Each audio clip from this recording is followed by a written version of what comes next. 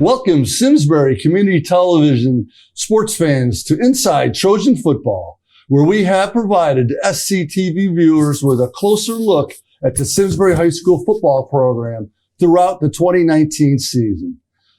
That was our 9th year of coverage of Simsbury football, bringing you the Friday Night Lights Trojan home games here on SCTV. We all know what the last 15 months have been like. And relative to our show here today, the 2020 Connecticut high school football season was canceled. But the Trojan football program has not been hanging around playing Madden football on their Xboxes. Quite the contrary. So Coach Masters and I thought it would be appropriate to get together here in the SCTV studio today, May 12th, and take 30 to 40 minutes to share with folks the Trojan Gridiron program activities and updates. We also have about a 12 to 14 minute highlight film from the incredible 2019 season, where our Trojans went on to the Class LL state semifinals, losing to eventual state champion Newtown. Trojans finished ranked in the top 10 in Connecticut out of almost 100 football programs. Many thanks to John Helmkamp for putting together the video piece we will watch during the show. Thanks, Helmer. As always, with me today, and approaching his 7th year as head coach after many seasons as assistant coach, is Dave Masters. Coach Masters, thanks for coming out today. You bet, Raj. Looking forward to it. We haven't been on the air here for about, I know, it seems weird, right? Yeah, about 6 months maybe. I think it was October or November that we talked in the middle of I'm not even sure where we were in the season at that point. What was? Well, there was no spring, there was no fall season. And we were gearing towards spring. Gearing toward that winter spring, which didn't happen. Right. So no spring schedule. I think football and maybe swimming and wrestling. Yeah. I don't know about swimming. I'm not sure. But football and wrestling were the only sports that didn't get to play fall, winter, or spring this year. Yeah. And football in Connecticut was one of only 3 states in the whole country that didn't get to play either. Wow. So it was Maine, Connecticut, and I think Hawaii. Wow. So we were one of only 3 that didn't have any type of season. Geez, I didn't know that. Yeah, That's I did. Amazing. I'm sure you did. It registered with me. Yeah. So as much as we love that 2019 season, I really enjoy these highlights we're going to watch. But Coach, tell us a little bit about the spring and what you have been doing and what looks like down the pike. Yeah, well, the spring was spent kind of helping the seniors I look at classes of football, like I don't look when they graduate. So I had a class of 2019 and 2020 they're really, the SHS class of 21. But to me, in my brain, how I look at it is the 20 class. So the 20 class we had a lot of kids that had high aspirations that didn't get to play, but still wanted to play at the college level. So part of my job and our job as coaches is to make sure that they can play at the next level. So we were fortunate enough to get a bunch of kids, to the next level. I think we had a total of 8 that are going on to play after this year, which is great for the program. It's good for those kids. It took a lot of work on their family's part, on the kids' part, and then, meeting with coaches and talking, and because there were, so many restrictions in terms of COVID, in terms of even recruiting, and how it changed that game too.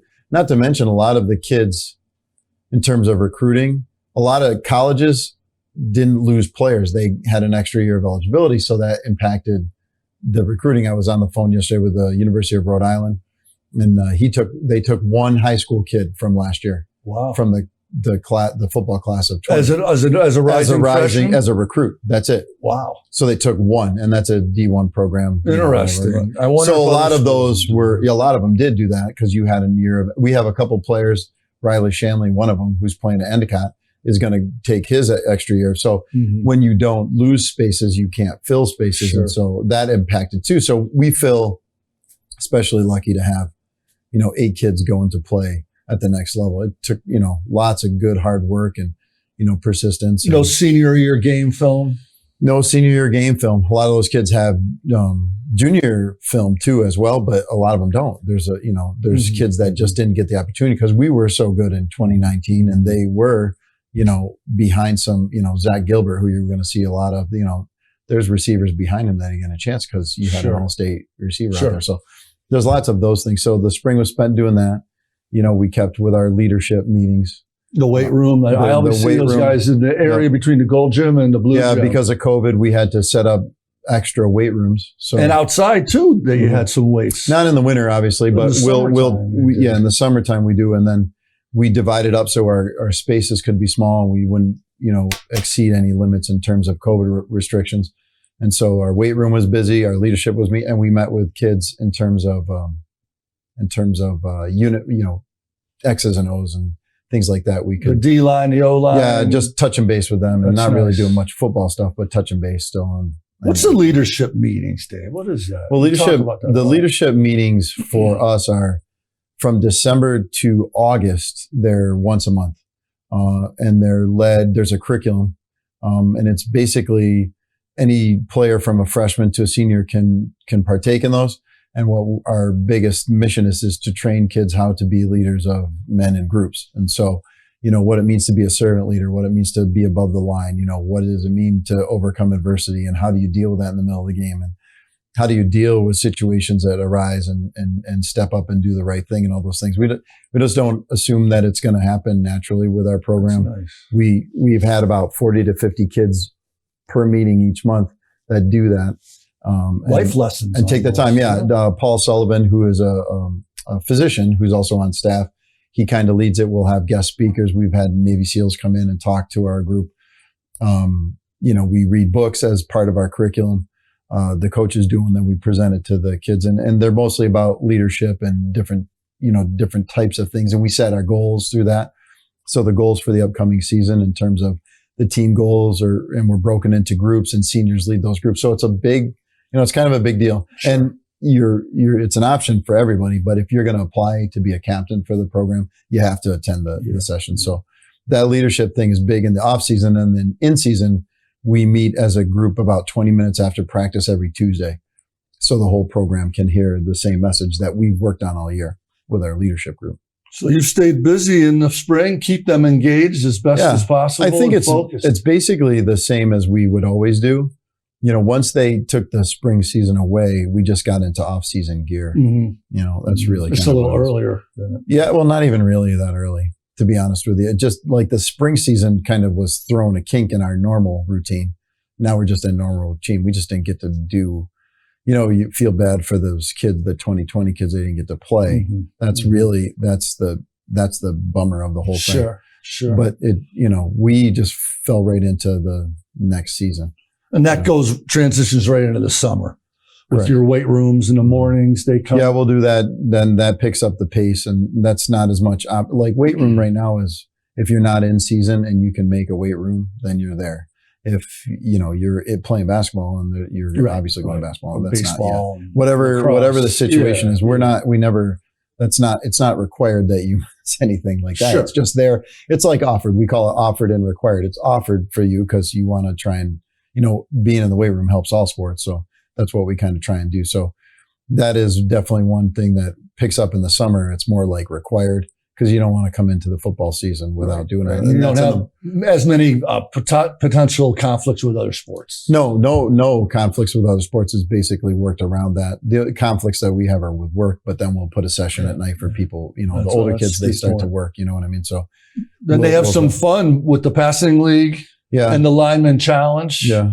And the team camp at Wesleyan. Is that new this year? I don't remember. Well, no, they offer those, but because there was no season, I don't know if you recall the CIAC was talking about running a series of camps in the summer where they would run them and there would be a group of 4 or 5 teams that would go to that camp and then say it was Hall, Conard, Simsbury, and Southington.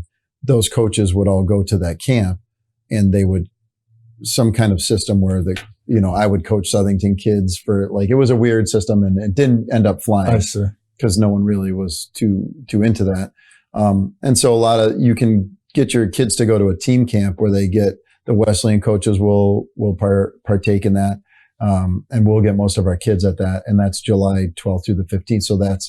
So that's at night in the summers, opposite mornings of the lift.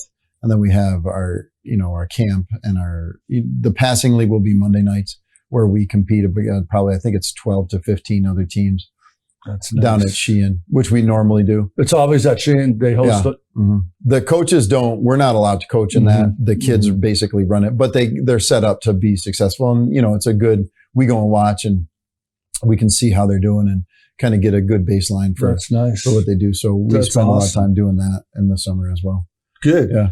And then coming up June 5th is the Trojan Gridiron Golf Outing, which is a great tournament, Dave. I play in a bunch of scrambles and charity tournaments. I'm telling you, Dave, this is one of my favorites. Yeah. Well, your crew does a nice job. They do, don't they? But what I like, D, is it's got a nice vibe. Yeah. And a lot of that has to do with you. You get out to each foursome and you go huck it up. You get pictures with people. Yeah. It's a lot of fun. And the banquet afterwards, killer raffle. I think everyone's happy. I'm not playing golf. Everyone feels a little safer. Me driving around in a cart saying hi to people is a whole lot safer for most. So that's a fun turn. Yeah, it's a good one. And last year during COVID, we sold out of the thing, which was great. That, I don't know if we expected that, but we were pleasantly surprised that the turnout was so great. And I'm getting a lot of feedback this year from a lot of alumni, which is really what we're trying to do, get all the alumni back. And we've really tried to outreach and get those, former players back. And that's good stuff. We've had some sad news in the football program with the, and so I know a lot of those kids and are coming back to look back into the past and then move forward. So it's going to be a nice little bit of reunion, and we're going to see some good familiar faces, and it's going to be a lot of fun. And it is June 5th. I'm excited about that. I always get pumped about that. Yeah. I think that golf tournament is a lot of fun. Definitely. I can't wait. I love it. I have fun. I appreciate you having me there. Yeah, well, we like it. Now the fall. So now we move into the fall, but it's really August. August 15th, you guys start. Is that the CIAC start time? Yeah, it's a start time for everyone. Everyone will start at that date, and we'll do our normal preseason leading up to our first scrimmage. And then we have our series of scrimmages and then our games, and, we'll go into that. But the August 15th timeline is where they let you actually start your practices. And then you start with helmets and you go through the same normal routines, get kids used to it. But hopefully we've done a good job in the summer. Of conditioning. It's not a condition. Like you don't start, it's not like it used to be where you start football on the 15th and you've got two-a-days and all you're doing is running. That's not it. Yeah. So we hopefully have done our job up to that point. And that's why we offer these things so kids can come in that way and we don't lose time on that. That's our focus is not grinding kids to pulp. Our focus is getting better at football. You're so right that when I was in high school, that's what it was. Yeah. 2 and 3 a days. Yeah, we had 3 a days. Yep. When you played, that's nuts. Yeah. So then you kick off some scrimmages. I know you told me you got Wethersfield, Norwalk, St. Joe's. Norwalk is new. We've been with Wethersfield for a number of years. We've always done our first Wednesday scrimmage. It flip-flops between them and us, and whatever team host is feeding. So we get some, I don't know what pizza they serve over in Wethersfield, but we like traveling over there. I don't know whether we're there or away. I can't remember. I get that mixed up every year, but we host whatever team hosts, we feed the other team. Nice. So that's Wethersfield. And then Norwalk, a friend of ours got a head coaching job down there. And so, we rolled him into our scrimmage as well on that Wednesday. And then Saturday is our big one in terms of travel. And then we go down to play St. Joe's, who we all know is, one of the leading programs in the state. They were number 1, I think, in 2019. Yeah. And so they accumulate a good crew of competition. And that's really where the rubber meets the road in terms of, where are we at? How do we go? In 2019, we didn't win a scrimmage. As a matter of fact, we didn't score in Wethersfield and St. Joe's. I don't think we scored for that whole day. And then we went to Platt, and I don't think we scored there. I think our first touchdown came at Hall in the first game, and then the story of that. So you needed every point at Hall. But that's not the point. Like, we're not trying to necessarily. We're trying to evaluate and see where we are and really go there. And so you want to have some good competition, and you want to be able to really evaluate. It's nice to get in the end zone. So it sure doesn't hurt. So we're not trying to replicate. We don't think that's our formula. That's not a goal. You talk about the leadership. Try not to score in any scrimmage. Kind of put them to sleep a little bit. Yeah, then that's our ticket back to the semifinals. No, that's not how it works. No, that's not. No, we're not. You got our friends from New Britain coming in September 10th. Is that the first game? I believe that is home. Yeah. Wow. We've never played New Britain in the beginning of the season. Our schedule is it's a lot different this year. We were ranked differently. We were grouped differently. And we've lost some of our traditional games. and replace them with some, very different in terms of play. Now we've played all these teams before, previously, but they haven't been on our schedule in a while. So I don't recall Bloomfield in football. Oh yeah, we used to play them. Yeah, that more back in the Coach Gray days. Over 10 years ago. Yeah. It was a while ago for sure. The Dwight Freeney, Pinnock groups that came through the Jack Cochran groups. So even before that actually, but so no, though the Bloomfield's back on the schedule because we lost Avon as our Thanksgiving or rival week game. We're not playing on that Tuesday anymore. We're going to play on the Saturday before Thanksgiving. And Bloomfield is our game. So we're traveling over there. And we are now, this season we have 6 away games and 4 home. Wow. And it'll flip the year after. One of those is because we were given our schedule with our games, but we arranged the Bloomfield game and we offered to go there for the first year to go. So you gave up a home game really to get that. Well, we didn't, the schedule hadn't come out yet. We hadn't really, we hadn't thought about any other, it is what it is. I told the kids, and to typical, our kids' response to adversity was like, we like our white uniforms better anyway. So they're all fired up. Yeah. But that really doesn't matter to us. Did you have 6 home games previous season and 4 away? I recall. I don't think so, but we used to have 6 home. It used to be uneven because there were a couple of years we played 11 games in a regular season. I see. And so it was 6 or 5 or whatever that was. It couldn't be balanced because they weren't even.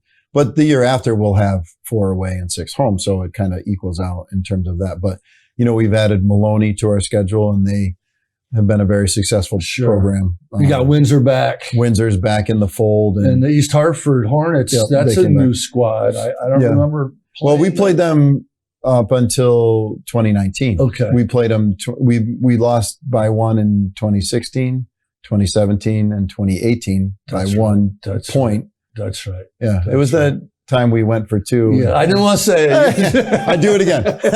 You would. Oh, heck yeah. Oh, that's good. Yeah, I would always do that. Yeah. That's funny. So East Hartford's back in too. So that's good. We like our schedule. It's really a difficult schedule because we got ranked and they ranked the schools now by the amount of kids in your school, which we don't match up with most of the teams that we play because we don't have a lot of kids in our school compared to Southington, New Britain, and East Hartford. So we lost there. Yeah. But the success of the program, we're ranked high because we've been winning over the past few years, and that's contributed to that. And then the other factor they looked at was number of kids in the program, and we're large program. Yeah. How's that look right now? You think you're over 100? Well, we don't have any freshmen signed up, and we're at 98 with sophomores, juniors, and seniors. So, on the roster. So that's a lot of bodies. That's that's good. We were actually double jerseying. We have to double jersey because we ran out of skill numbers to assign kids. So there'll be, kids that offense or defense, we'll have a 29 on offense and a 29 on defense. Because that's fun for when you're announcing a game. I'm sure it is. So. But if they're on the field together, it's going to be a problem. That's not the point. We'll have to be organized in terms of that and kind of go with that. But everyone, we're going to try. We're never going to not take a kid to play football in our program. We're going to try and find a way to make it work. So that's our answer for that. And you got a Zoom call tonight with the 8th grade eligible who would be freshmen next year. Yeah, the parents. And that just to give them an idea of what the program's like. Or what give them some timelines and give them some, we're the season, to be honest with you, there's a calendar up through December next year of what we're doing and when. So dates, times, and they're all set. It can change, and it does. But we like to give people the heads up so they know what's coming, and then we're going to talk about what's required and how you sign up, and different things and try and answer freshman incoming. It's really I had a meeting with the 8th graders last week. In person. Oh, that's good. And then this call is just to make parent schedules and our schedule just easier, and it's easier for me to go through a PowerPoint. I will say this, I think Zoom has opened up a lot of, and the Google Meets have opened up a good avenue for coaches in football. Like maybe we don't have to stay at the school till 10 o'clock at night, go home, shower up, and then we're going to have a 15-minute back, when we can get much more acceptable now. And it's more flexible. And easier for the coaches were, it's hard life when you're at the school all day Saturday and all day Sunday, or you're at someone's house for meetings. Now we can flip on the computer, make our meeting really an hour, not the travel time. And then maybe hopefully that helps coaches too. We've got some new fathers coming in the fall here. And so that's, we're going to try and make their lives a little easier and of course the families. We want to try and focus on that. So sounds good. That's kind of our, we're going to try and use some of those things that we've learned over this past 15 months or whatever it's been to our advantage and trying to roll those into the program. I think the Zoom meeting tonight is an example of, what we've learned and how to make that easier for people. Sure. Well, good. So Dave, we're going to go to the film. John Helmkamp put together some real nice clips. It's a little long, guys. It's about 12 to 14 minutes.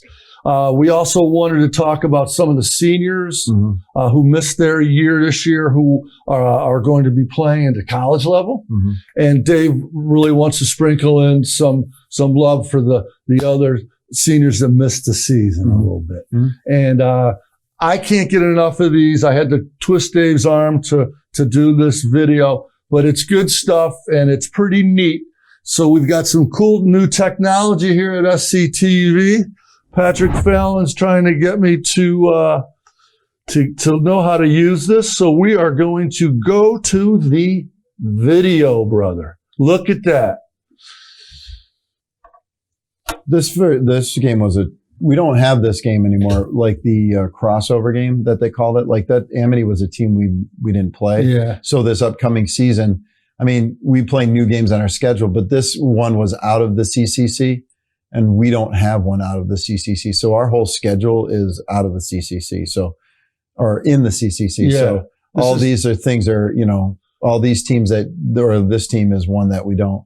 And we thought this game was, good for us. That's why after this game, our out of conference game was Darien in 2020. That's who we would have played. Tough one. And with Aiden leading this, and those clips were of Aiden, and he's on his way to play at Washington and Lee, down there down south for sure. In Virginia. Some warmer weather. And so he's headed down there. He had committed to his school pretty early. He was one of the earliest ones in terms of that, in terms of committing. So he committed by the golf tournament last year. I remember. He was pretty done. Gaffney is another one that's headed towards to play at the next level. He's our safety here, and he had a great year in terms of this picking balls, and he's a super athletic kid. Headed to Trinity College. Yeah, he's headed to Trinity to be an athlete. What they call an athlete, and I think they'll find a home from him. They like the defensive back pieces. Jeffrey Coleman is another kid that's going to play next year. He's going to Bridgeton Academy, which is, there's some, I think Victor Cruz played the Giants. That's my alma mater. Yeah. I went to Bridgeton. Oh, you did? Yeah, it's up in Bridgeton, Maine. They play basically a college schedule. Yeah. So they it's up there. It's some of the NESCAC schools. So it's a decent pick for him. He's trying to work. The loss of the season. Oh, they'll work him. Yeah. It's 98% post grads. Yeah, there's like 10 seniors and 100 post. So he's excited to do that, and that's one of the things that I think he's going to really enjoy it. If he works hard, it's going to be huge for him. I think so too. It's a great school. Looking back at these highlights from 2019 and thinking about the pieces that were in 2020 that we had to fill those and who was going to do that. Those are some big holes that it was a good team that we had that year, Zach Gilbert being one of them. Sure. Ryan's headed to Ryan Guilfoyle, number 51 here, making that play. He's headed to hey. He had a lot of choices to go to school, and Sam Scott's headed to the University of New Haven. Love it. He's look at 77, Big Sammy there blocking on that left tackle. Look at Gavin and him help him push this in for a touchdown. One of the things that helped them, I love that. He never shows emotion. No, one of the things that helped them is one of the things that we did for those kids that didn't get game film. We put together videos of drills. I reached out to some college coaches and asked what they wanted to see. So we would spend some time on the turf going through drills so they could you send that film. I remember you. I think that kind of helps. Sure. Or kind of help them with those kind of things too. Enfield's back on our schedule for next year. There's Ryan forcing to play too, and Mohammed. That linebacking crew there ended up in. Look at too. this. I love this field angle. This is phenomenal. Well, this is another John Helmkamp special where we have a camera on the sideline. We have a camera in the end zone. Yeah. And we have a camera up top in the booth where you are.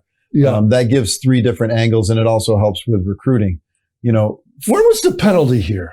It's this on the side. It wasn't. What was it? It wasn't. I can't remember. Aiden's not happy about it. No, it wasn't because he saw the flag on the. Yeah, on the I couldn't tell what it was. I don't think it had anything. It could be holding. Who knows? It could be after the hit. It could be. I think it was on the outside, on a running back actually. Yeah. But look at Gavin Butler. I don't remember him ever not completing a snap. No, he was consistent. He's unbelievable. That's the thing about, he's only a junior here. I know.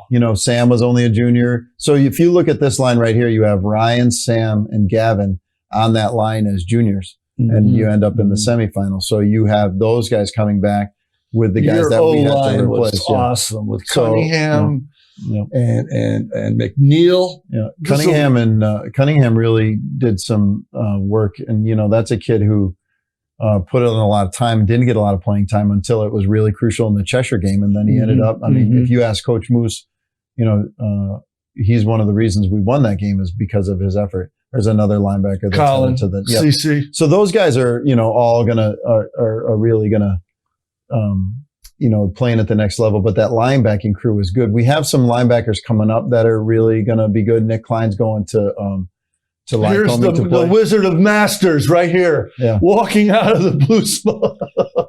We're lucky we didn't trip over that 20 right there.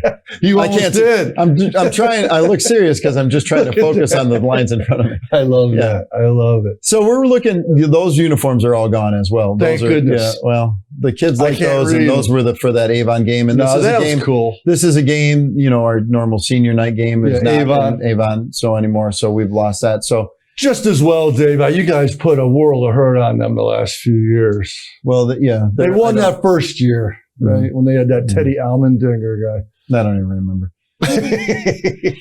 I really don't. Actually, I know the trophy ends up staying with us, and that's where it is. That's where it should be. Yeah, and so we'll wrap that thing up and a little piece of candy for Danny there. Yep. That quarterback should never throw. There's my boy D-Zone.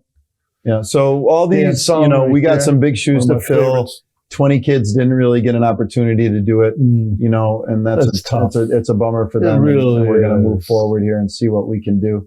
Like I said, Zach Gilbert playing at that such a high level didn't give a lot of those kids an opportunity. The missed opportunity. We have a couple receivers this coming up season, young kids that were sophomores back then. Think about that. They're just sophomores Nolan Condorino, he had a great fall in terms of passing league. He's a 6'5" kid, I think. 6'4", 6'5". And Teddy Murphy's on the other side. So our wideouts are pretty tall and, really tall, actually. Like Colby Chase. They're 6'5", 6'6" kind of kids. We have a couple other kids that are really looking to make kind of an impression in terms of that. Ben Fabian is there too. So I love this blocking here down here by these linemen.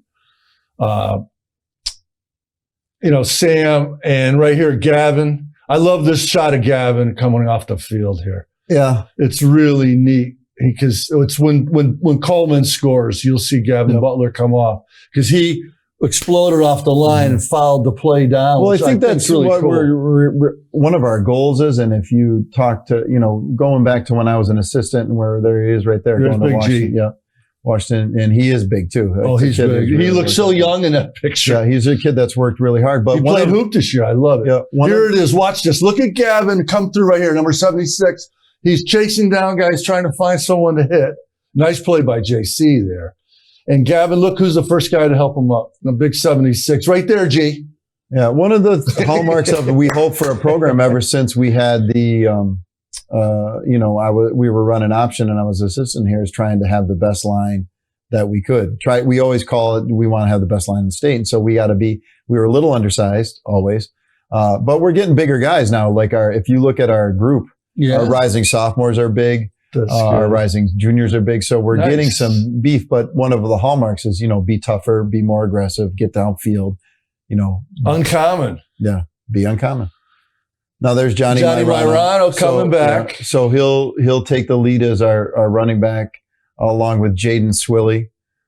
This year, there's a couple of younger guys underneath them that'll challenge them for their jobs, but those are two guys that will look to make it. Jaden Swilly just had his ankle. He played in the fall and his ankle was kind of banged up, so he just had surgery on that. But he's a kid that's super fast.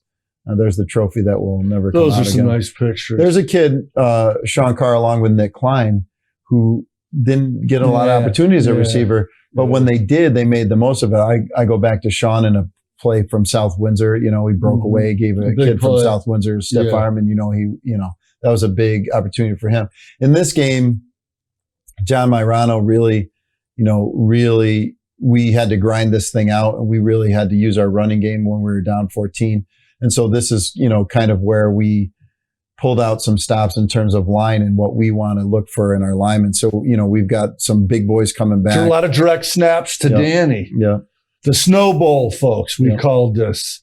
What an effort by Jeff Pinney and the school to get that field cleared. Yeah. Had to hire. There's a lot of pressure on us to win that game because you don't want to spend the kind of cash to get that thing cleared. This is the turning point, D. Yeah. Turning point of the game of safety. And those are the kinds of things that you need to have in a program like ours. You need to have those change of momentums. You need to have that, that moment that flips and changes things in your direction. And then you got to capitalize on them. You got to limit your mistakes and you got to kind of go. You need big plays by your big guys to go. And you got to carry out momentum. Coach Moose in this game, switching gears and really trying to find something that worked and relying on kids that hadn't had much playing time in this game, and it really got us and propelled us. When you came out in the second half over center, was it? Yeah, well, we put in big units and we just tried to. You fooled the heck out of them. Yeah, we all know that wasn't. 2 years later, I believe we can talk about that at this point. But there's Johnny. So there, Johnny's coming back. And look at this. Look at the line pushing him in. He's one of the few sophomores that got a lot of playing time. So he'll be right back in there. That was a big game for him. That was the coming out game. Yeah. And so we're getting Caden Lil. We did a great job. You needed every point in this one. And that's the big thing for us. The kicker, right from game one all the way through this, it came out. There were big moments for that. So you've got to try and find the right thing. We do have a couple of kids coming up this year that will be able to contribute in that. Field goal? Yeah. PAT? They worked hard at it last year, and, that's great. They're keeping up with it. There's Sean right there, actually, now we talk about him. Yeah, nice. Yep. There was a big crowd that night, too. Johnny there? Yeah, hopefully we can keep that going. That's obviously a big deal for us. And then you went for 2 here, Coach. That's a big play. Get that 3-point lead. Well, there's a little card that's a cheat sheet. You can either go by that card. There's a card that says go by 2, go by 1, depending on the score. No, there is. It's a calculated thing. Or you can go with what you feel like you need to do to win the game. And obviously that was one thing we need to do. Huge. And the defense went. Huge. Yep. There's the SCTV crew up there. There I am. Mm-hmm. That's your one highlight. That's what you get. That's what home camp gave you. Thanks, Homer. Yeah. We're number 1 this year will be, Mohammed Haroon wore number 1 for us. And we've got a kid coming back who didn't play in the fall, played and hasn't played football in a while. So he's taken over too. We got a bunch of young kids. Like that's what I said, Raj. We don't know what we got here. You look back at this game and this team, and like you just hope that their legacy and what I think is going to carry us, through it. It sure was in the last year seniors that didn't get to play, and hopefully that translates that their leadership was so good. And I think that fall season really having something. There's a big play right here, Danny. Huge. Having something in the fall with the seniors that learned from this group to give to the, that rising group that we have now. Pass it along. Yeah. Hopefully that's going to be enough to develop some of these kids. Like your Isaac Rivera is a kid for us right now who's our, kind of our energy bunny. He's got all the energy. He's focused. He's loud. He's a good leader. He's a kid that's going to play tight end for us, hopefully. And we're counting on him to take what he's learned from this group and kind of move forward. Well, that should do it right there. Again, thanks, John Helmkamp. I know it was a little long, folks, but I think it was really good. Well, I think it's good in order to show, that's the last time we played football, but that's really what the kids have to learn from now. This group that we have with Evan Wallace taking over as a quarterback, what's his learning? Where did he learn that from? All right, well, I watched Aiden Bayshans on the sideline, and I didn't get a chance to play, but I watched this kid play, and I watched how hard he played, and I watched, the kind of things that we need. And sure. So, is Evan, he the JV quarterback?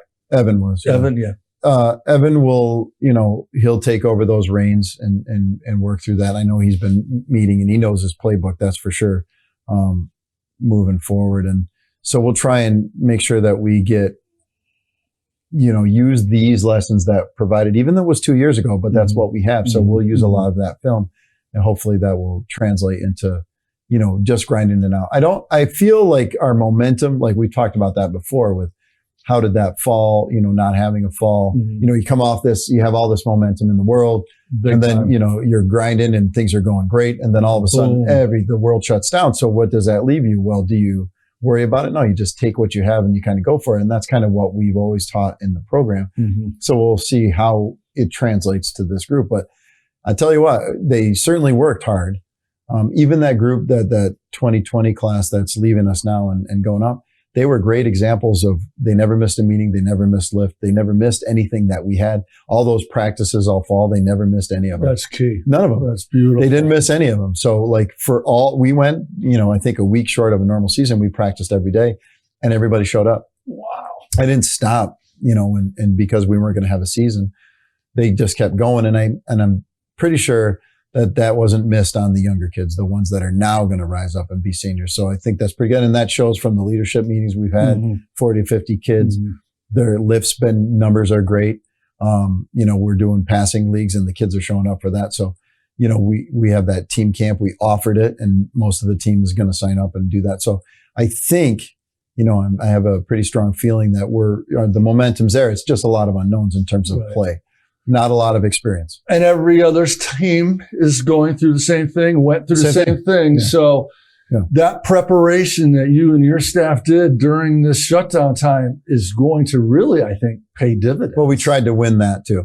Like we talked about it. We've literally sat down and we have to win this offseason. We have to win the COVID. We have to beat it. Yeah. Like we have to come out of here better than every other team. Because maybe not every school worked as hard as your guys did. Maybe not every staff put in the extra time. I mean, it took a lot of navigating the COVID restrictions.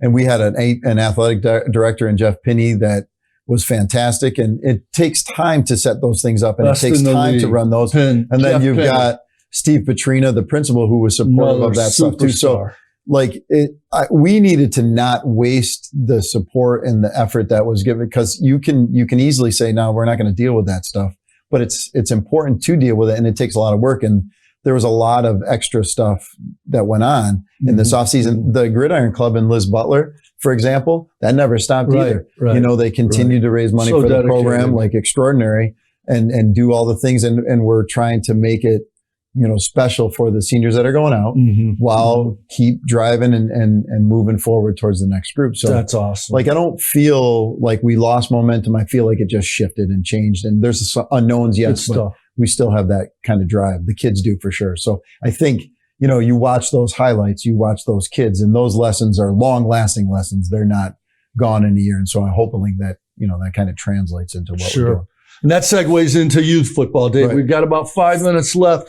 So let's talk a little bit about the youth football, the feeder program. I know Coach Stillman does some stuff with the Simsbury travel basketball. And when you were a varsity baseball coach, you worked with Little League and Babe Ruth. How's the youth program? Well, the youth program is I think youth football in general struggles because I think parents are uneasy with having them play that, even though it's as safe as it's ever contact, been. Right. And it shouldn't be, because it's all taught different. It's all different systems. So, but the point is, we like to get everyone on the same page in terms of what we're teaching. Right. If there's such an advantage for those young kids to have it. Football is different than other sports. It's not just getting reps in a batting cage. It's, can you speak the right language? Are your routes the same routes? Do you run the same things? And so we've always done a good job with that. That group that graduated right there, they won a championship and we're competing at the lower levels too. You know what I mean? So it translates. It definitely does translate. So we're still running coaches clinics. We're going to do this year. We're running 2 football camps, one at the end of June and one at the end of July, right before they start youth football. And we're going to run a flag football night where my coaches and players are going to volunteer. And we've got kids signing up. I think we're up to 80 something now for the camp. The camp for the flag football night for just the night where the coach, my players will coach and my coaches will help run the games. And they're just going to volunteer their time on a Wednesday night and just to kind of promote football. So there's a lot of things in motion in terms of that, but really we want kids to experience football at all levels and really trying to get them to play youth football and flag anything they can do to get going. That's good. Well, Patrick, he said he'd put up your camp brochure, and it might be on the air right now. And that's that. Yeah, it's a good, safe camp. It's a non-contact camp. You know, Dave Herschel did a nice article a while ago on it, and it's really my players and coaches working with kids on basic fundamentals, learning how to catch, throw, where to tuck the ball, how to step over. Nice. You know, it's just fun. It's a ride. It's one of and we playing games. It's one of the most fun. We call it the best part of the summer. You added an additional week. We did because we wanted to give more options. That's nice. Yeah, so it's 2 weeks total. Yeah, there's one in June, but that conflicted with some baseball, so we put another one in August. So it's not everyone coming together. It might make the groups a little smaller, but I think it'll give those kids more attention. So that's kind of what we're doing. How about your staff? You got a new guy, Sean Ritter from California. Yeah, he was a head coach and did all kinds of things out in California. In the recent history, he was a DC defensive coordinator at Enfield. He left Enfield and was looking around for a job, and he said the only place he wanted to come was Simsbury. I said, well, let's get him on board. So he's going to take and help us out on really defensive line, probably tight ends. We're going to see where he wants to fit in and then kind of work with him there. And then Coach Wilkins, he fills in a little bit for Coach Wilkins. Coach Wilkins is gone during the week, but he'll still help out on games. He will? Yeah. Oh, good. And he'll do all our film stuff. He'll still contribute. Love Jeff. He still Love is. Jeff. Yeah, he's a great kid. Yeah, he is. And you got Ralph Gilliard. Is he going? Ralph's going to come. I just talked to class of 2018. Him. He's going to come and help out with our receivers and stuff like that. So he's pretty awesome. Good. Yeah, Rob Addis and Matt Danko were guys that were joining last year that never got to taste. That's right. Taste the field. So they're new in the sense that they haven't really gone through a football season yet. I'm looking at your coaches. You got most of them played for Simsbury. A lot of them do. Yeah. Blair. Adis, Fogues, Fury, Mateo. Well, that's the idea. I love that. Yeah. Well, I think that does two things. I think they understand the history of it. They understand and they have desire to make it be great. I mean, what better than an alumni of And I like the young blood. I think the kids relate to the younger coaches. Yeah. I think that makes a really big difference. They'll talk to and relate better than, the head coach, I'm old, to them. And, they need guys that they can see at the same level. I think that's you do, Dave. And they're great. And we have high standards for our coaches as our players, our program. So those are quality guys that kids really can relate to and they understand and they're good at football. They're good at playing football and they're excellent X and O guys. And they really get, we're in staff meetings twice a month probably. Wow. And so, Coach Moose and Coach Fury present and all the unit leaders present. So we're constantly in a state of learning. One of the things that didn't happen this year, which we normally do, is clinics. We didn't get to do those. So we did our own. Awesome. Now, look, we got one more minute or so. Facilities upgrade. Some new bleachers for 2021. Right. It'll be, I think Jeff said that they'll start right after our season ends.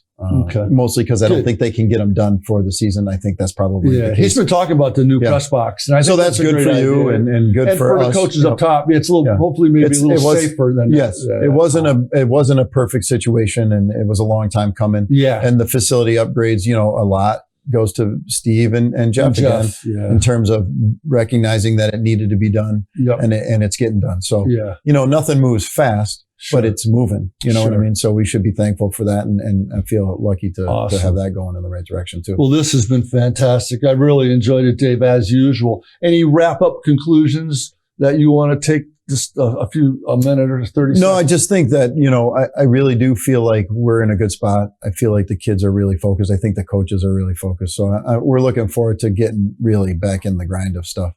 I think the Wesleyan camp will be fun to do and moving forward with that. And then we're just waiting for August 15th. That's nice. It's not far off. Yeah. Back in that routine, we all crave a little bit, we're a little crazy where we go 365, but the part that was really fun, we missed this year. So we're trying to get that back real quick. That's awesome. But I like doing this, Raj. I think it's great. Good. Great job, Dave. Great job. And we really want to thank John Helmkamp for those videos. I love that stuff. So this wraps up our first 2021 Coach Masters edition of Inside Trojan Football here at SCTV. We look forward to broadcasting the Trojans football home games again in their 2021 season and bringing you the action on SCTV.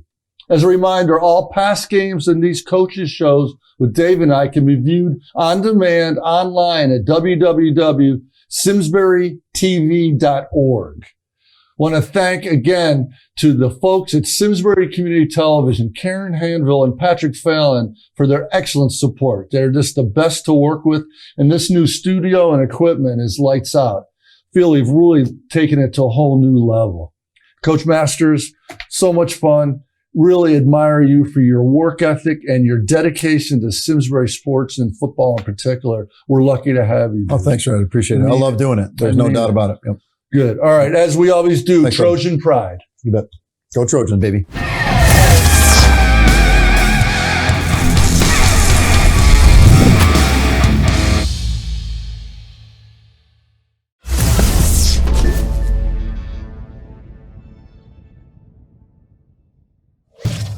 Funding for Simsbury Community Television is provided in part by contributions from viewers like you.